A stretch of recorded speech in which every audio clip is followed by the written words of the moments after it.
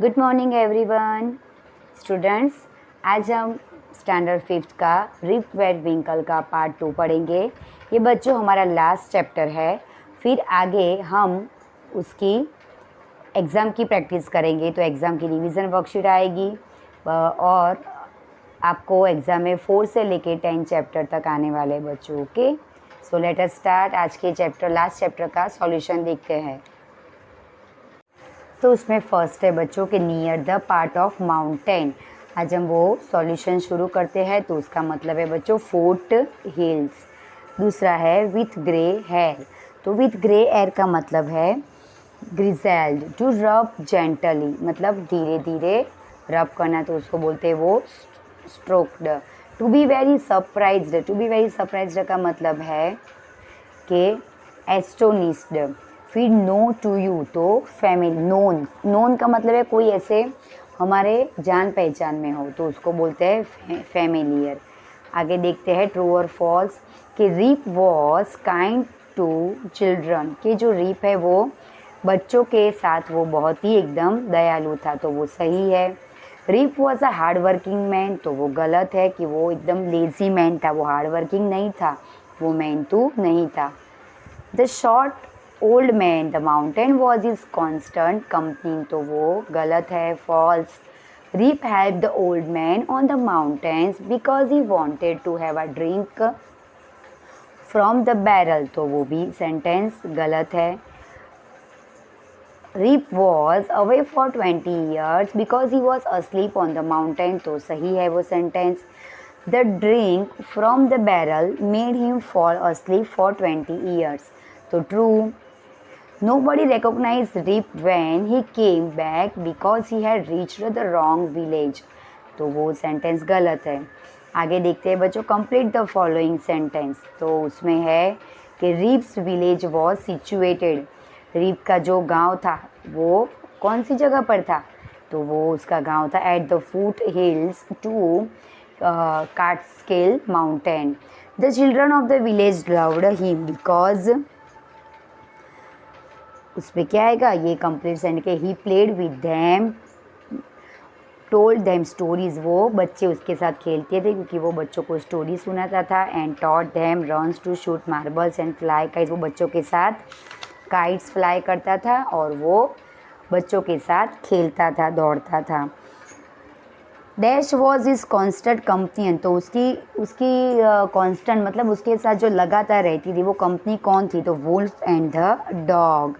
आगे देखते हैं the villagers started at him because they did not know him. Stared है यहाँ पे, क्या है बच्चों, क्या लिखा है स्टेड, कि गांव वाले क्यों उसको देखने लगे, क्योंकि वो उसको कभी वो देखा नहीं था, वो जानते नहीं थे उसको, इसलिए गांव वाले उसको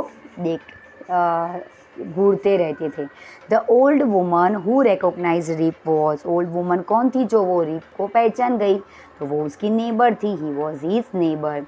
what were the strange things about the man on the mountain, तो उसका सही आंसर है they all were dressed the same वे।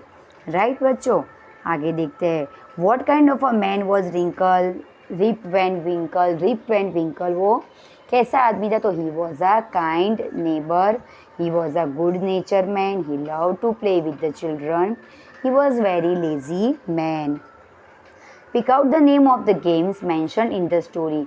ये स्टोरी में कौन कौन से गेम का नाम दिया गया है, तो फ्लाइंग काइट्स, फिर shooting marbles and mountain climbing. Mountain climbing का मतलब क्या है बच्चों, कि जो पहाड़ी पर हम चढ़ते हैं उसको बोलते हैं माउंटेन क्लाइंबिंग। ओके, फिर वो फ्लाइंग काइट्स के बारे में स्टोरी में बताया गया है। ओके बच्चों, अब आगे देखते हैं कि sometimes we join two words make a describing words. For example, Rip was a good man, everybody liked him. Here are some more describing words, use them to complete the given paragraph. तो वो आपको जो word दिए गए हैं वो आपको ऐसे पैराग्राफ में लिखे कि Mrs Das has job in a class job, फिर class clothes job, job in a cloth job, वो कहाँ पे जो करते थे वो क्लोज जॉब पे करते थे, राइट, जॉब करते थे। ये बुक की एक्टिविटी है बच्चों, इसमें आपको ये पैराग्राफ पूरा करना है। पैराग्राफ में से आपको आंसर दिए गए वो ढूंढ ढूंढ के आपको पैराग्राफ पूरा करना है। फिर आगे है woman walked into the shop, she was wearing shoes. यहाँ पे क्या आएगा बच्चों, आंसर आएगा शूज़, राइट, आंसर शूज़ है।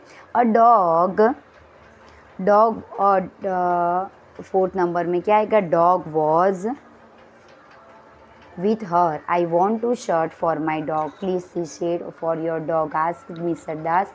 In surprise, yes, replied the woman. Right?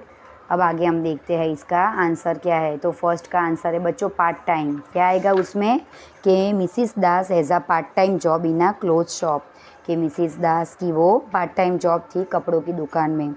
Yesterday an odd looking woman walked into the shop. She was wearing high heel. उसने बहुत लंबी हील पहनी थी।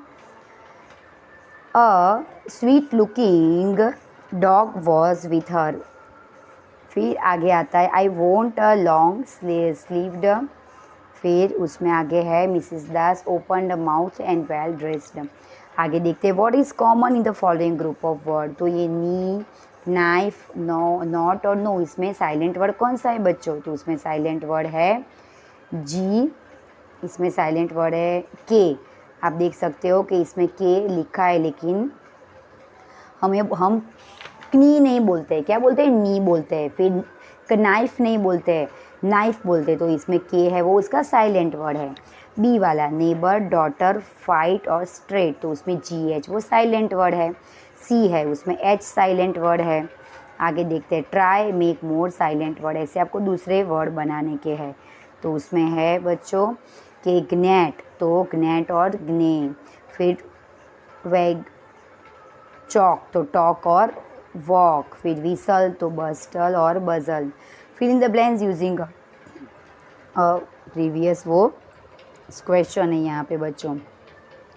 तो यहाँ पे आपको ब्लैंक्स वो कंप्लीट करनी है। तो ब्लैंक्स का आंसर क्या आएगा, तो ब्लैंक्स का आंसर है उसमें फर्स्ट का आंसर आएगा वेकअप एंड गेटअप, सेकंड का आंसर है और स्लीप एंड वेकअप, थर्ड का है अवेक एंड गेटअप। ये आपको बच्चों एक्टिविटी टेक्स्ट बुक में ही ख़त्म करनी है, मैं उसको आपको PDF भी साथ में दूंगी, राइट बच्चों। आगे देखते हैं कि राइट अबाउट ये एक पैराग्राफ है कि lost of things must have happen in the village where Rip was away, imagine you neighbour who great sleep after 20 years. तो उसके बारे में ये पैराग्राफ ही आपको सिर्फ रीड करना है, वो आपको करने की ज़रूरत नहीं है बच्चों। ये आपका सॉल्यूशन मैं आपको टेक्स्ट बुक में जो एक्सरसाइज है वो टेक्स्ट बुक में ही लिखने की, सिर्फ आपको क्वेश्चन आंसर ही नोटबुक में लिखने के है, ओके बच्चों। तो अब आपका एग्ज़ाम का रिवीजन आएगा क्योंकि अभी आपकी एग्ज़ाम शुरू होने वाली है। तो अब नेक्स्ट हम रिवीजन वर्कशीट के वीडियो में मिलेंगे, तब तक के लिए टेक केयर बच्चों एंड बाय बाय।